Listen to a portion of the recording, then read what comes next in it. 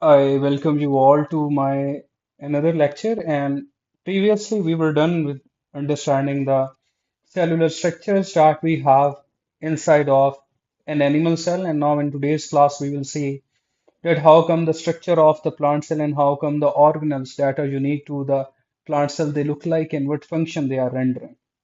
Now, if we try to be looking on to where that what structure would be available within the plant cell, so among them we have the nucleus, and we have the cell membrane, then there would be coming up of the cytoplasm, then we have the mitochondria, we have the Golgi apparatus that would include the Golgi bodies and the Golgi vesicles alike, and then we would have the ribosomes in them. Okay, so these cellular structure that we have in the plant cell, so they are also there in an animal cell. So anything that we have done in that context, so it would apply the same to the plant cells. But here we need to have an understanding of that what other structures do we have in the plant cell that are specifically unique to them. And then we would be see the detail of each and every component. So among the different cell structures that we have in them, so we would have the cell wall, then there would be coming up of the plasmodesmata, then there would be something referred to as a middle lamellae. Unlike the animal cell where we have small temporarily existing vacuoles, so these plant cells they have a large permanent vacuole in them, and that would be one. And then we would come in have these other structure in them that is that makes a plant autotrophs and allow them to be making their own food. So this would include the chloroplast. And for the node, you may notice is that the centrioles that were acting as the microtubule organizing center that would make the spindle fiber during the mitosis. So this centriole is not present within the plant cell. This is only there in case of an animal cell. So if I just quickly take you toward the structure of this plant cell, so this is how the plant cell would appear. Now, if you'd see that since at the center we have got the large vacuole coming, so due to the positioning of the large vacuole at the center, so this nucleus that we have here, so this is pushed on aside. So this is the nucleus, and in close association with the nucleus, now you see we have got this interconnected network of the membrane. And this interconnected network of the membrane is a rough endoplasmic reticulum. The reason is because on these membrane there is presence of the ribosomes. And then here you see again we have got these and you could say flattened compartments, and they are not the rough endoplasmic reticulum, but rather than they are the smooth endoplasmic reticulum because we don't see any ribosomes on them. And then there comes these chloroplasts. Then we have these mitochondria with us. Okay, and then onward, we have got this cell membrane in them, and then they would come on the outside of the cell membrane would be the cell wall. And another thing here is that where the cell wall of the two plant cells they are making contact with one another, so there would be the existence of a structure, and that we refer to this as a middle lamellae. Another astonishing feature that we see in case of the plant cell is that they have got some, you could say, cytoplasmic connections that connect the cytoplasm of one individual plant cell to the cytoplasm of another plant cell. And these, you could say, cytoplasmic separations that we have got in case of the plant cell. So this is what we refer to this as plasmodesma, or we also call this as plasmodesmata. Now, since we have to be looking on toward the first component that is unique to the plant cell, so this is what we refer to this as a cell wall, we say. Now, from your previous classes, you know that this cell wall is made up of a complex sugar, a polysaccharide, and that polysaccharide is this cellulose. And this is a polymer of the glucose molecules. The glucose molecules, they would be linked with one another, and when they would be polymerized together, condensed together, so we would be making this cellulose out of it, and that would be making the major component of the cell wall. Not only that in the cell wall we have the cellulose, but there would be the matrix, and in that matrix within the cell wall we would have the other components coming, and that would include the pectin. And along with the pectin, we would have this hemicellulose with us.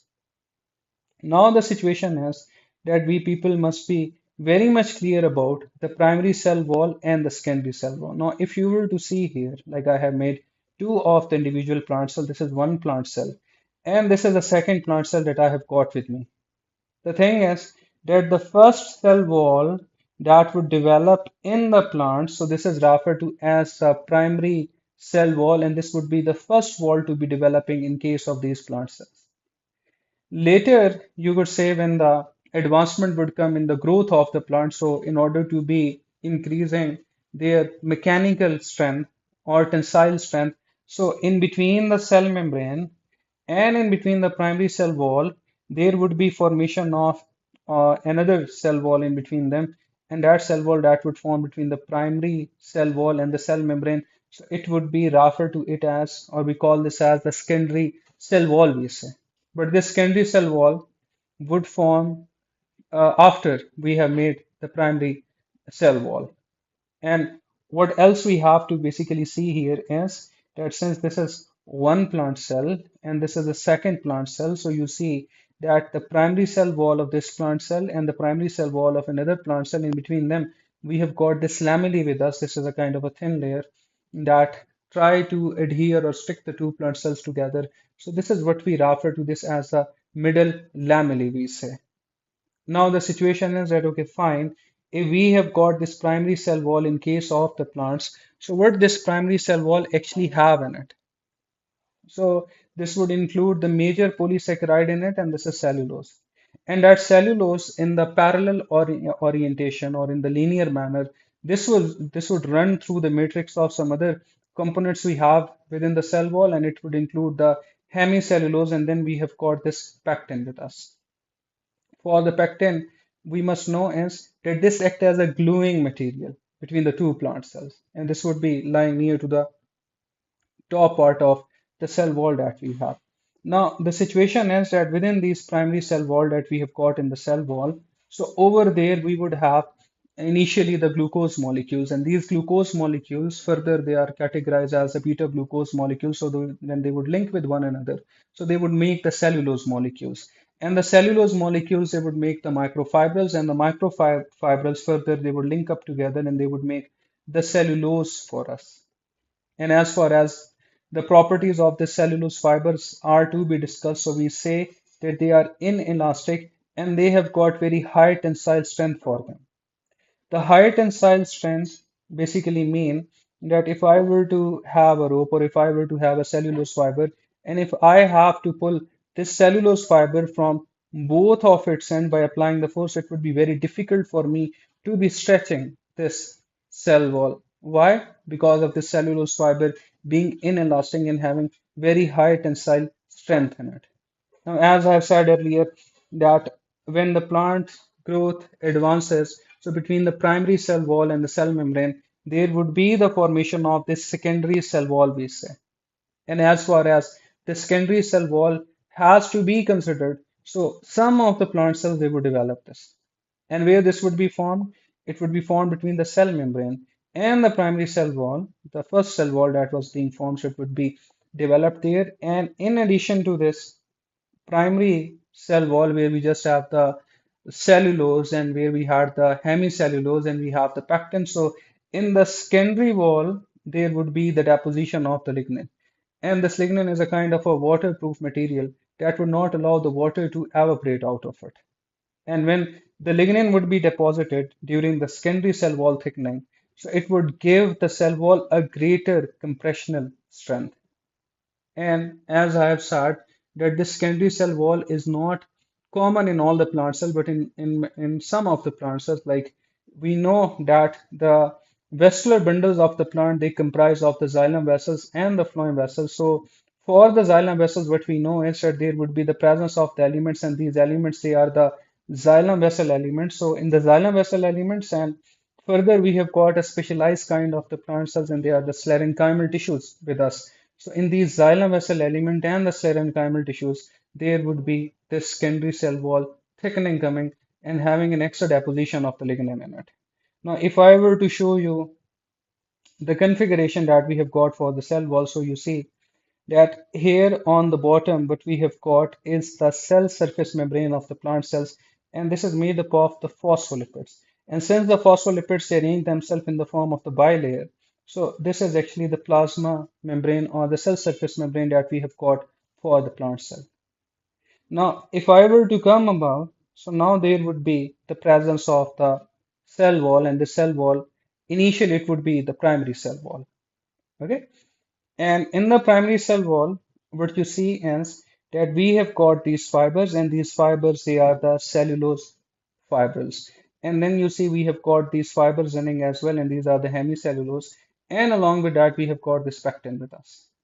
And when we go above from this, so there would be the presence of the middle lamellae, and that middle lamellae would be a kind of a thin layer that would be available within the two adjoining plant cells that we have with us.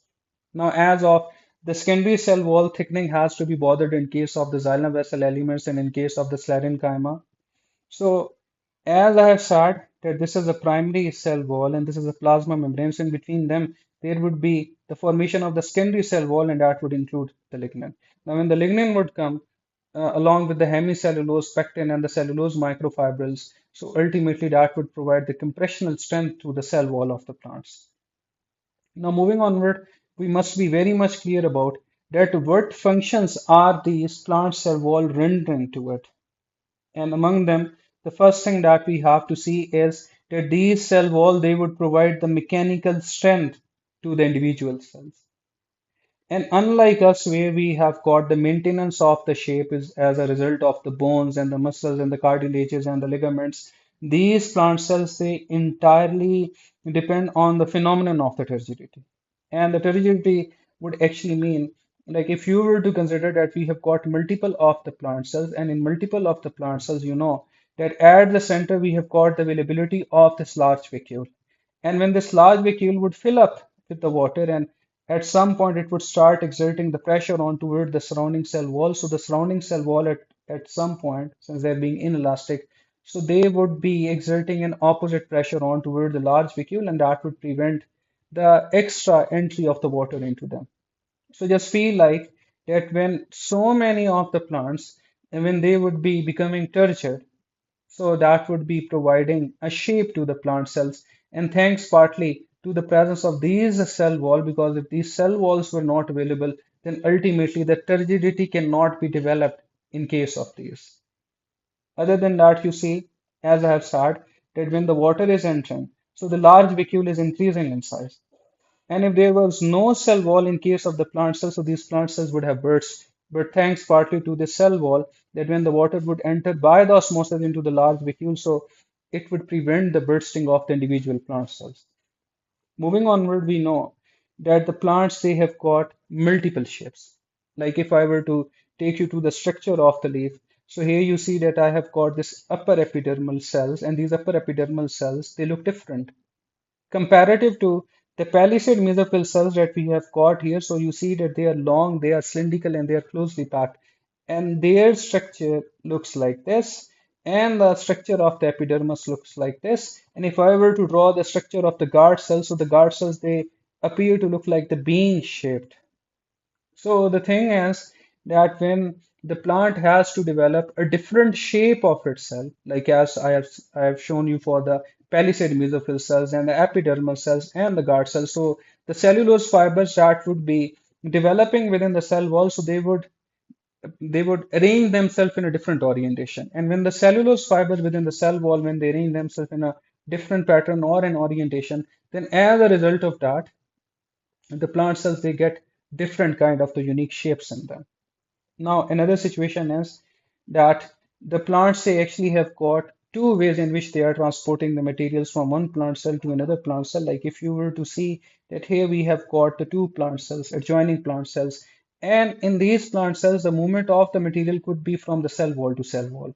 So when we move the materials or some substances from the cell wall of one plant cell to the cell wall of another plant cell, so this kind of the you could say movement mechanism. So this is entitled as apoplastic pathway.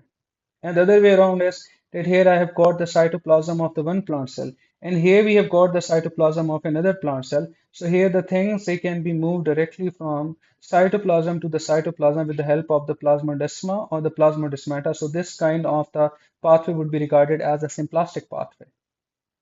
So this means that since we have these cellulose cell wall in the plant cell, so they would allow the particles to be moving with the help of the apoplastic pathway.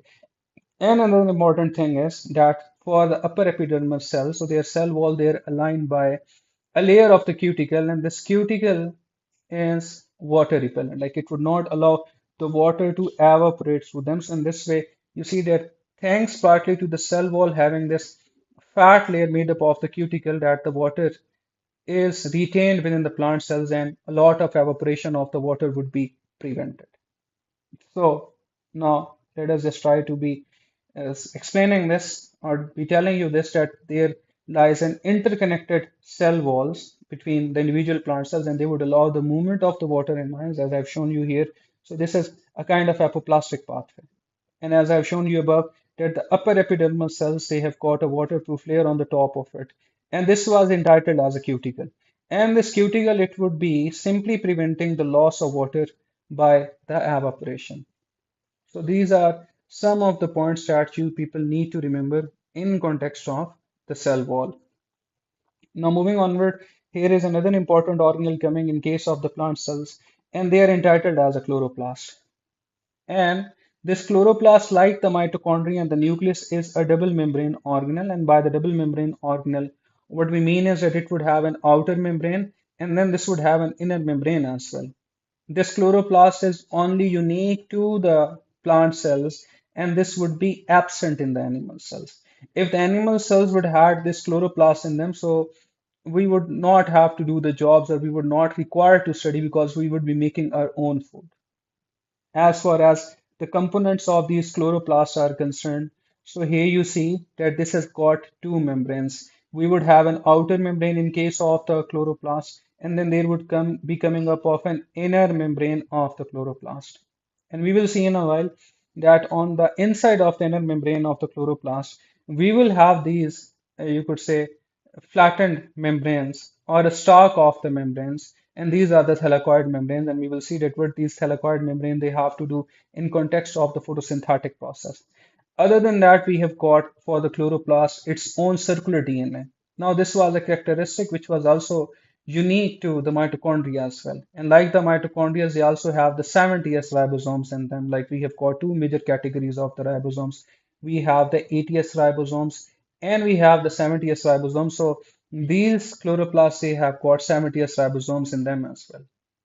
And we will see that since the chloroplasts they photosynthesize and the rate of the photosynthesis is greater, so any of the excess glucose that would be available or would be left over and would not be used in the respiration by the mitochondria, so they would link up together and they would be making starch grains.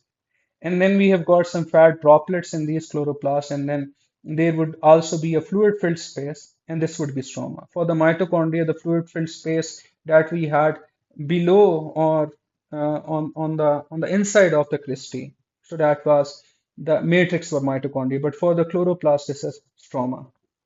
So if you just simply see the diagram of the chloroplast, so you see that here we have got the outer membrane, here we have the inner membrane. When we come on toward the inside of the inner membrane, so we have got a stalk of membranes. And by the stalk of the membranes, what I mean is that if I take the coins and if I try to pile up the coins over one another, so they make a stalk of coin. So likewise, if I take a membrane and if I just pile them up together, so they would make a stalk of membrane. So every individual membrane here, so this is entitled as a thylakoid membrane. And when these thylakoid membranes, when they would be piled up over one another, so they would make the grana. Okay, so this is one grana, this is the second grana. And these grana, they are connected to one another with the help of these structures and they are termed as the middle lamina. Now moving onward, here for the chloroplasts, what we have in them are these granules and these granules, they are entitled as the starch granules. Okay, and how these starch granules they are formed? Initially when the photosynthesis rate is faster, so not all the glucose that is made inside of the chloroplast would be used up by the mitochondria. So the excess or the extra glucose would be stored in the form of the starch granules. And then another astonishing feature about the chloroplast is that they have got in themselves their own ribosomes, and these ribosomes they are the 70s ribosomes. So this indicates that these chloroplasts they would have an ability to make their own proteins. And likewise, as of the mitochondria, these chloroplasts they also have got the circular DNA, and the circular DNA would carry the instructions for making protein. And those instructions, when they would come to the ribosomes, then as a result of that, the chloroplast would be making their own proteins. Now, if I were to take you to understanding the photomicrograph of the chloroplast, so here you see that here what we have got at this point, so these are the thylakoid membranes or the grana. And this structure that we have got over here, so this is the middle lamellae. And if you were to look here, so here what we have is a fluid filled space. Now this is simply just like a swimming pool in which these thylakoid membranes would be embedded just like an antenna. So this is termed as the stroma. And in the stroma, the second stage of the photosynthesis, which we call this as the light independent stage, so it would be taking place here within the stromas. Okay, so from the paper point of view, your elaboration of the photomicrograph of this chloroplast should be very much clear that this is the membrane, these are the grana of the thylakoid membrane, and this is the middle lamellae, and here what we have got are the thylakoid membrane, or we call this as grana. Now, we know it well from the previous classes that the major role of the chloroplast is that they would carry out the photosynthesis. And as far as equation of the photosynthesis has to be considered, so six molecule of the CO2, when they would combine with the six molecule of water, so we would make up glucose out of it, and we would also make oxygen out of it. Now, this equation, we would split it into the two parts because overall, the stage of the photosynthesis that we have got happening in the chloroplast, so it would be accomplished in total of two stages. The first stage of the photosynthesis is the light dependent stage, and the other stage of the photosynthesis would be the light independent stage, we say, or we also call this as a dark stage.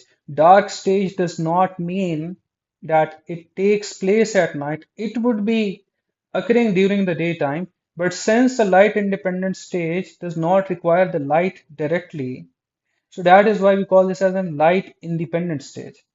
And this light independent stage is dependent on some products that would be arriving from the light dependent stage that we have got over here. So as of the structure you see is that whenever the light dependent stage has to happen, so it would be happening within the thylakoid membranes or within the grana. And the light independent stage would be happening in the stroma. Now, the situation is that in the light dependent stage, the scenario that we have to create is that it would be taking place directly in the presence of sunlight, and the place where this is occurring, so these are the thylakoid membranes. And in the thylakoid membranes, there would be existence of some photosynthetic pigment, like we have got the chlorophylls, we have got the beta carotene and the xanthophylls, and those pigments that we have in the thylakoid membrane, so they would be absorbing the sunlight. And when the light would be absorbed, so that light would be utilized to break down this molecule of the water into its respective proton, oxygen gas, and electron. So that is why this is referred to as the light dependent stage. Why? Because we are utilizing the light with an intention to break down the water molecule. Now the scenario is that why do we require these protons and these electrons from the light dependent stage? The reason is that this proton and electron that we are taking out of the water molecule, they would be used to make two things. Among them, we would make the ATP out of it. And another thing that we would make in the light dependent stage from the photolysis of the water. So this is what we refer to this as an NADPH molecule, they say. Now this ATP and NADPH, they have got their utilization in the light independent stage because in the light independent stage, as I have said, that there is no direct need of the light, but rather than this is using the products of the light dependent stage, and those products are the ATP and the NADPH. And this ATP and the NADPH that we are bringing from the light dependent stage, so it would be taken to the stroma. And in the stroma, the carbon dioxide gas molecule that we have with us, so it would be reduced. Now, why I am saying it reduced? Because NADPH would donate the proton and the electron to the CO2 molecule, and the CO2 would be converted into glucose. Now, you know from the chemistry that whenever there is gain of protons or electrons, so this is reduction. So this ATP and the NADPH that we are bringing from the light dependent state, so this is they are being used to reduce CO2 into this glucose molecule, and this is what we call this as uh, Calvin cycle. Okay, so the use of the ATP and NADPH from the light dependent stage is simply for the Kalman cycle where we would make the glucose by the reduction of the carbon dioxide gas. So if I were to split in the photosynthetic equation in terms of the light dependent and the light independent stage, as I have simply for the light dependent stage, I have split up the water into proton, into oxygen atom, and into the electrons. So for the light independent stage, what you see is that here we have got six molecules of the CO2, and when they are being reduced to the glucose molecule, so this is the light independence range. And here we have used the ATP and NADPH out of it. And if I were to split the water molecules into the oxygen gas, so this is happening in the thylakoid membrane or within the grana, and this was the light dependent stage with us. So I hope you would be clear with the structure of the chloroplast and the cell wall that we have got for the plant cell. And in the next lecture, we will look on toward discussing the large vacuole that we have got for these plant cells.